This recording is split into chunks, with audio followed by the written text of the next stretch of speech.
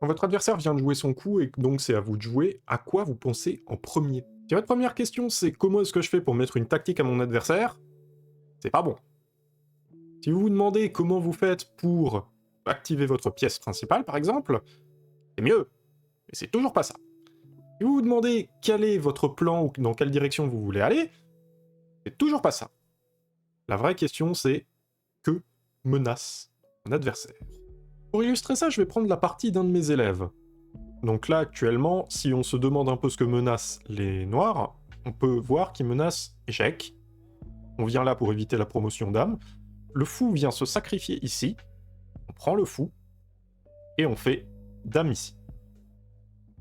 Donc là, ce sera embêtant parce qu'on se fait mater. Pour éviter ça, il y a une solution simple, c'est de jouer tour B4. Et après, admettons, l'échange des tours. Là, les noirs vont avoir un pion faible, difficile à défendre, et vont être un peu moins bien dans cette finale.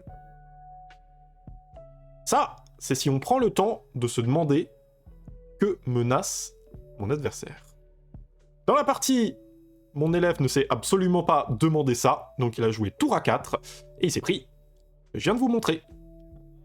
Alors je précise, mais mon élève là est 1300 Elo, hein, donc si vous n'avez pas vu ça, même en y réfléchissant, vous inquiétez pas, hein, si vous avez un Elo un peu plus bas, genre 700-800, si grâce à cette méthode vous évitez de laisser une pièce en l'air par exemple, ce sera déjà énorme, ce sera déjà très bien. Et si vous avez du mal à le mettre en place, à mettre en place cette notion de penser à ce que veut faire votre adversaire, n'hésitez pas à jouer des parties un peu plus longues, genre au lieu de jouer des 5 minutes, jouez des 10 minutes ou des 15 minutes. Votre niveau de jeu vous en remerciera. Et si vous voulez d'autres vidéos dans ce genre-là, n'hésitez pas à vous abonner.